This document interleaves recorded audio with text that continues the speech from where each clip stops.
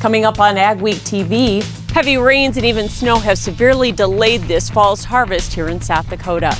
We'll introduce you to the two candidates for North Dakota's Ag Commissioner. And an update on land and machinery markets amidst the trade war.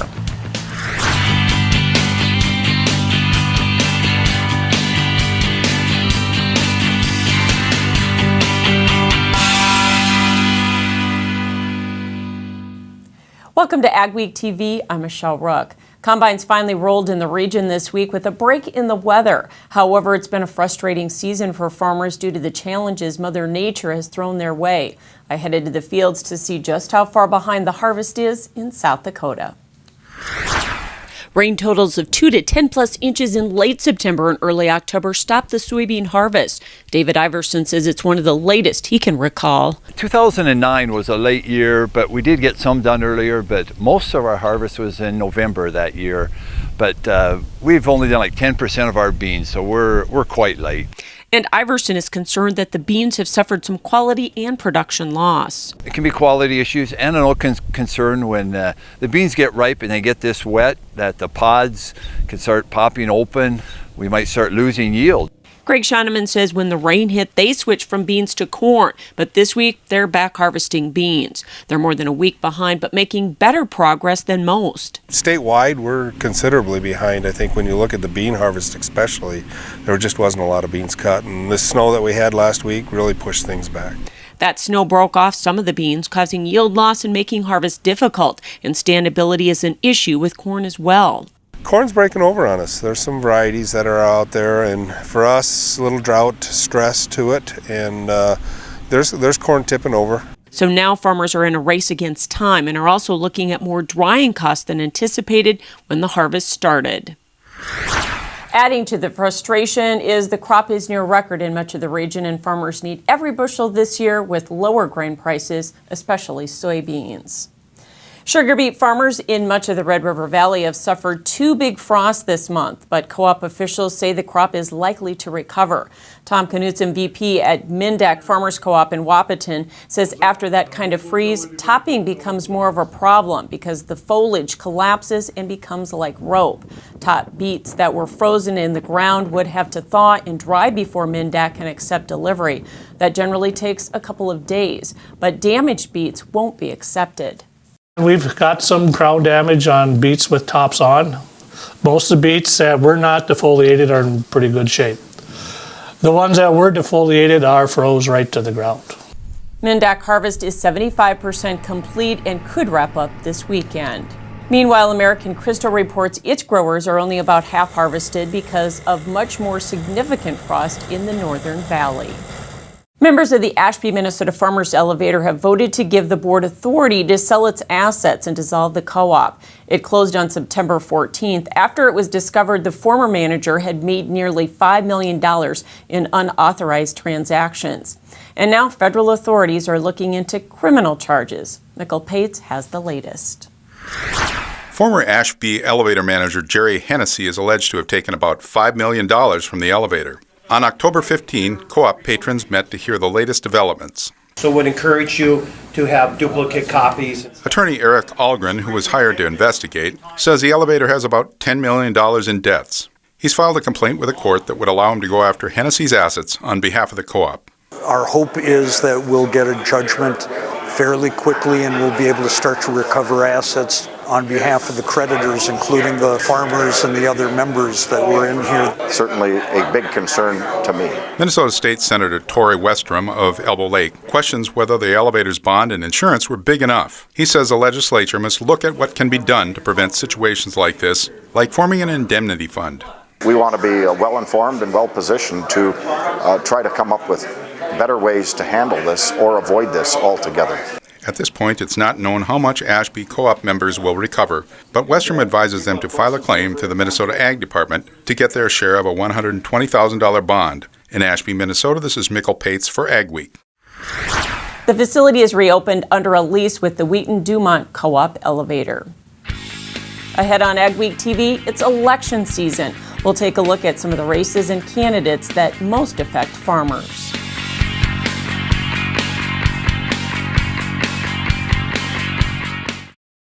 My name is Joel Kaler.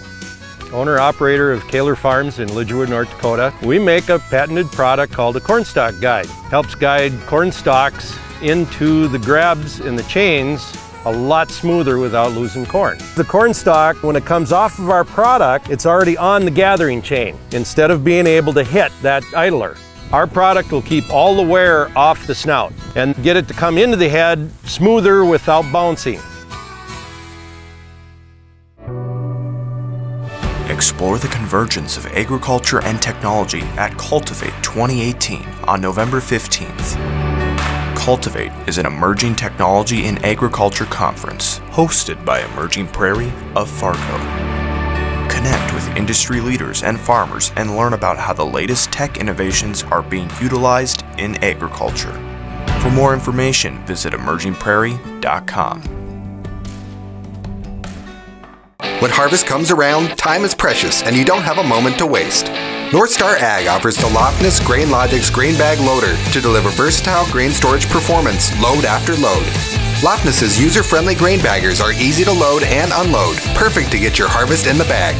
North Star Ag also sells a variety of Valmar spreaders, the leader in air boom delivery, and is a full-service Meridian hopper bin dealer. Visit NorthstarAg.com to see our complete new and used equipment inventory or give us a call.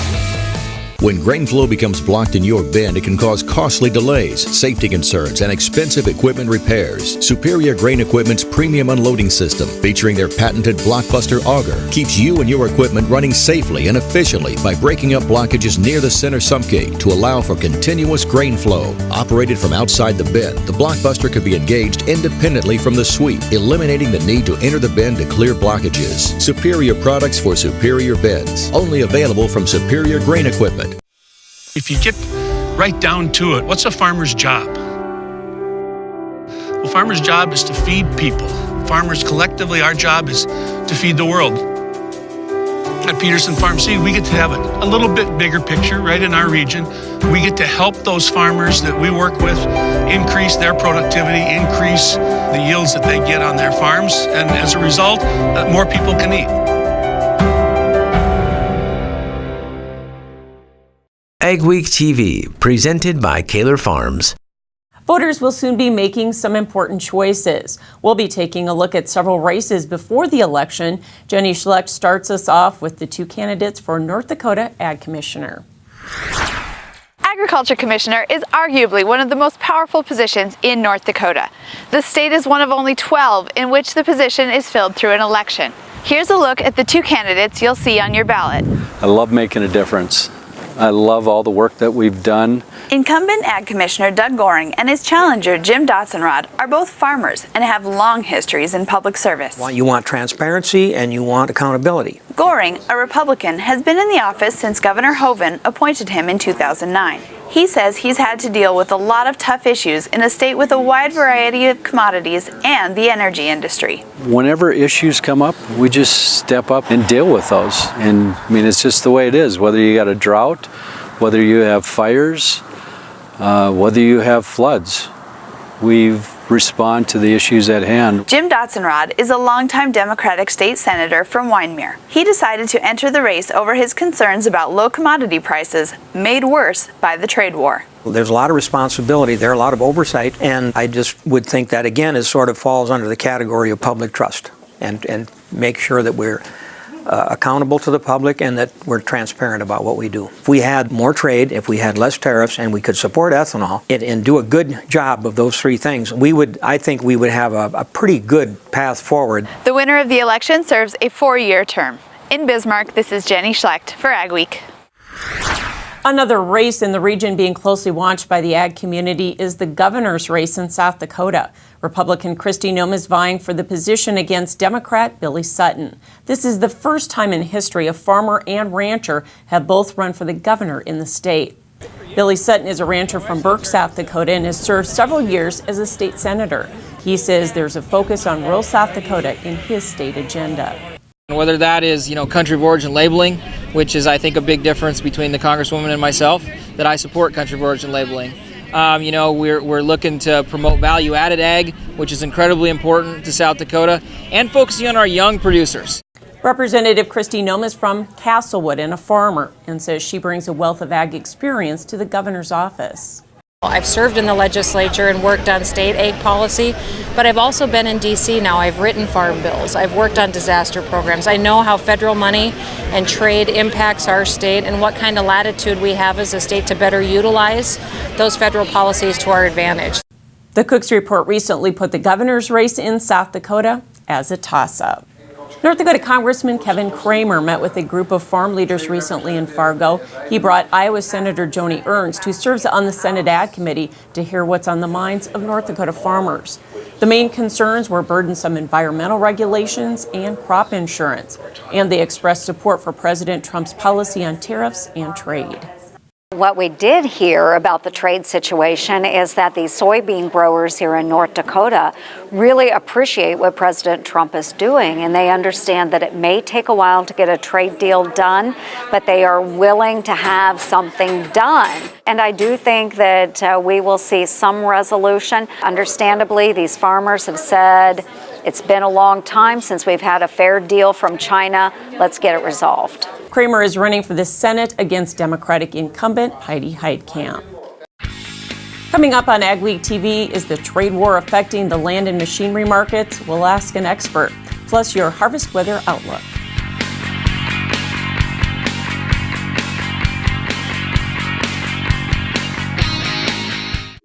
Giving farmers access to data from the elevator right in their pocket, helping them make better decisions. No more keeping track of paper scale tickets. Innovation. It's always been a part of the farming culture. Integrating directly with elevators to give growers real-time information, all through a mobile app. Your elevator, powered by Bushel. Martinson Ag Risk Management offers a variety of crop marketing and crop insurance packages to our customers. With over 40 years of experience, our dedicated staff works hard to ensure you get the best advice on crop insurance, marketing, and risk management. Contact Randy or any of the staff at Martinson Ag Risk Management today at 701-205-4200 or visit us online at martinsonag.com.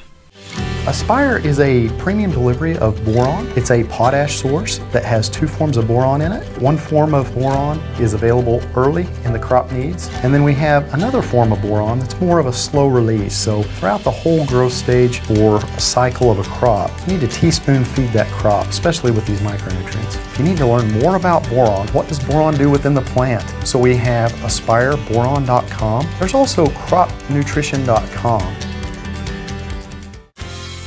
Advanced Grain Handling is your regional dealer for grain handler dryers, bins, and accessories. With Grain Handler's continuous mixed flow drying systems, you're capable of high levels of grain dryer efficiency on all types of grain, including seed grain. Advanced Grain Handling also carries West Steel's quality stainless steel products for on-farm and commercial grain storage solutions. Advanced Grain Handling has licensed and trained service techs and a licensed electrical shop. Get a hold of Chad Kylo to find the perfect solution for your farm. Make sure your farm equipment is season ready with an uptime inspection from your Titan Machinery service professionals. Titan Machinery's team of Case IH factory-trained service technicians has the knowledge and experience to find, correct, and prevent mechanical issues that could shut you down during the season. Your planting and harvest windows are short. For genuine Case IH parts and service, schedule an off-season uptime inspection at Titan Machinery today.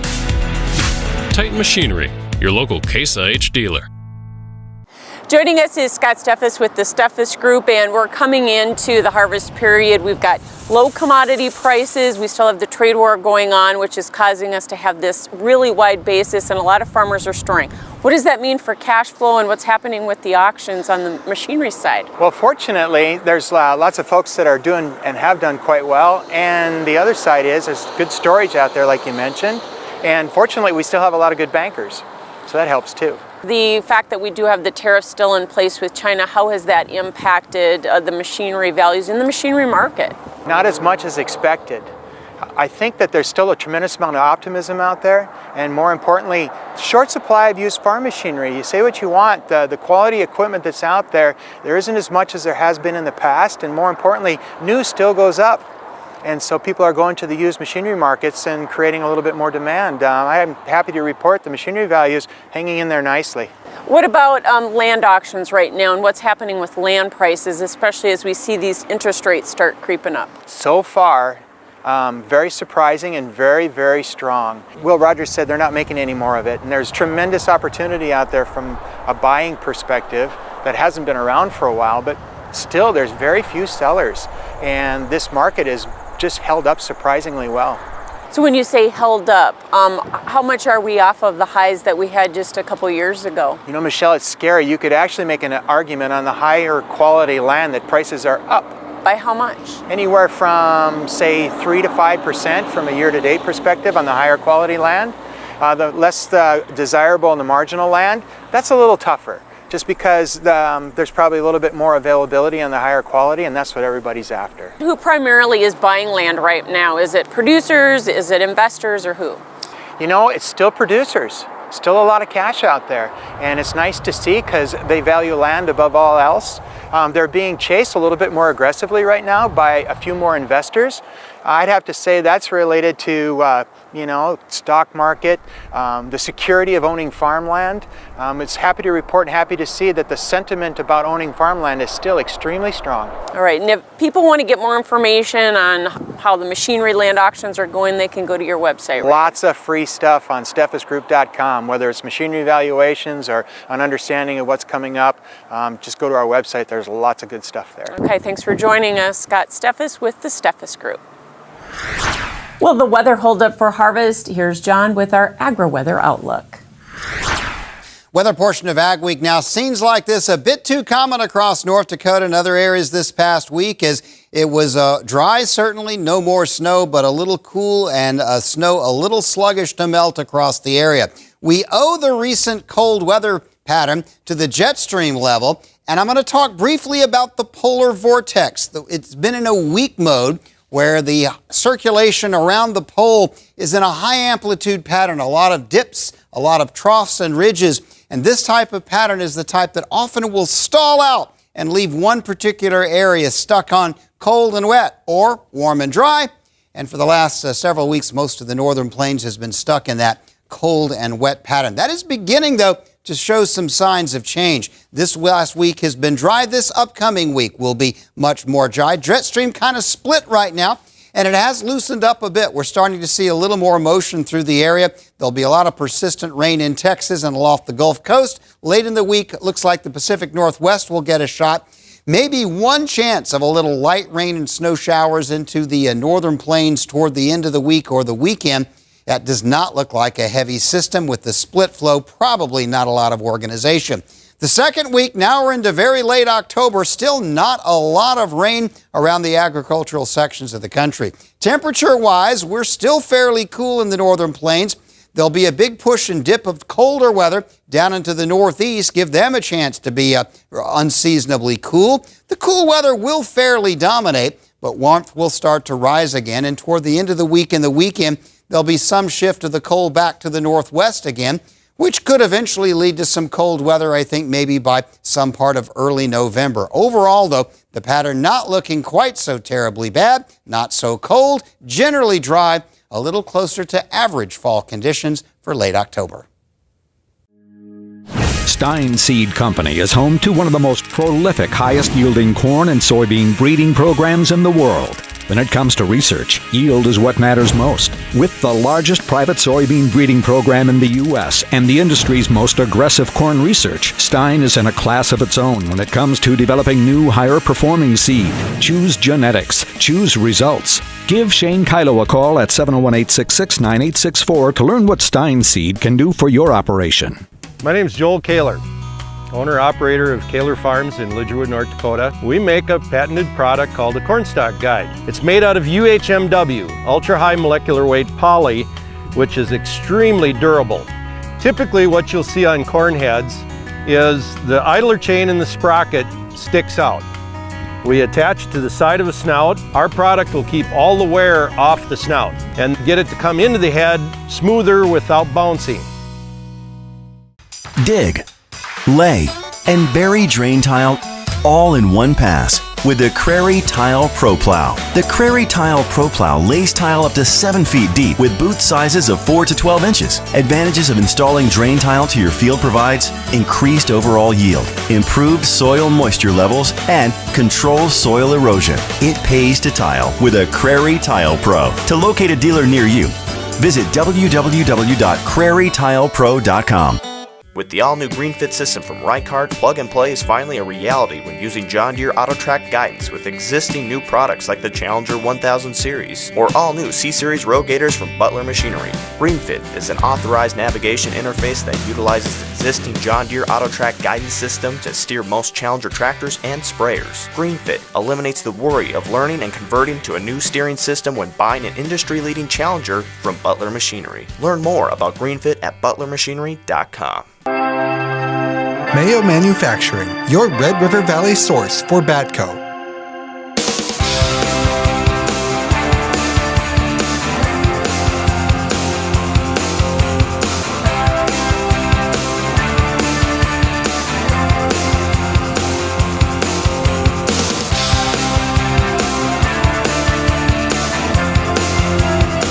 Mayo Manufacturing, your Red River Valley Batco dealer.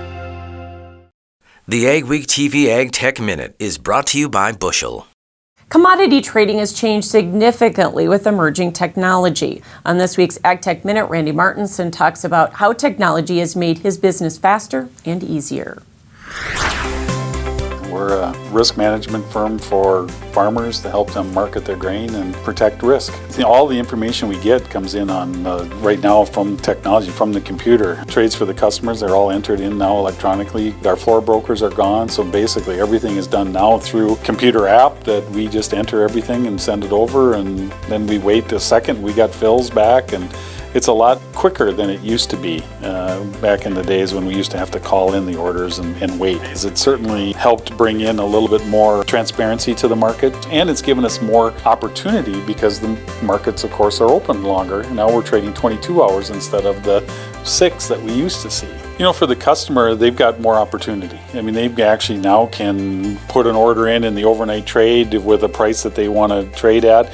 We're not only just seeing U.S. traders, but a lot of foreign traders are coming in. So we're seeing a lot more liquidity coming into the market, which gives the farmer, of course, a better opportunity to get his orders filled at the prices that they want. Still ahead, we'll meet a Minnesota farmer smashing pumpkin records.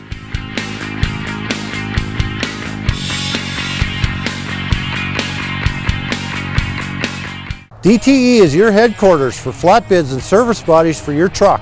Whether you need to haul bales, heavy commercial equipment, or take every tool with you, DTE has the truck equipment you need. We have over 200 units on hand, or will custom build a flatbed or service body on your truck. Like this Dewey's bale bed with dual lift cylinder arms. Lift, load, and handle your bales with ease. When you need help at the farm, your business, or in the oil patch, count on DTE.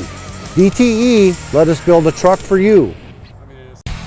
This is Dennis Beliski reminding you that the next Grand Forks area equipment and truck auction will be indoors at the Alaris Center November 26th. You have a lot of choices: live auctions, a host of online auctions, classified ads, and park by the road for sale. But few will deliver the strong equipment knowledge, fast turnaround, and best regional returns that we are known for. The auction is November 26th, and the ad deadline is October 29th. Find us at resourceauction.com or call 701-757-4015.